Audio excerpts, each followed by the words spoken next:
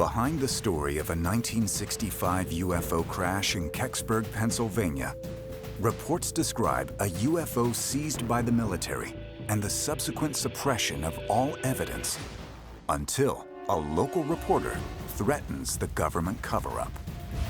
John Murphy begins gathering evidence on the Kecksburg crash. John Murphy decided to do a radio documentary. What he needed to do was go around and talk to all the witnesses to get all the pieces of the story together. The reporter believes that the government's account is in contradiction to actual eyewitness reports. There are many witnesses, yet their descriptions of the UFO are consistently similar. And this wasn't a typical flying saucer. This was a very specific kind of craft with unusual details. John Murphy actually feels like he's on the verge of something here, and he's pouring all his energy and effort into this radio broadcast, and he's telling all his friends that he's uncovered something huge.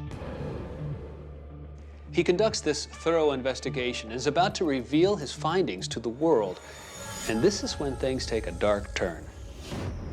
Reportedly, on the evening before the radio documentary is to air, John Murphy receives some unannounced visitors.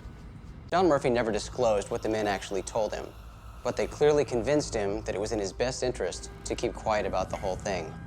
Then they confiscated his recordings and other evidence he'd obtained. Murphy was forced to recut his documentary at the 11th hour, and the version that aired was a chilling testament to how badly these visitors had intimidated him. This guy is absolutely devastated. After pouring his heart and soul into a potentially world-changing investigation, he gets snatched away at the last minute. He loses his job and spends the next 3 years completely beaten down and dejected, until he decides to do something about it. In 1967, Murphy reportedly confides to a friend that he wants to reopen his original investigation. John Murphy eventually convinced himself that this story had to be told, and apparently he no longer believed he was in any danger. But he was wrong. 2 days after reportedly reopening his investigation into the Kecksburg crash, John Murphy crosses the street and is killed by a hit-and-run driver. The driver is never found. A UFO stole my neighbor, I don't care. He waved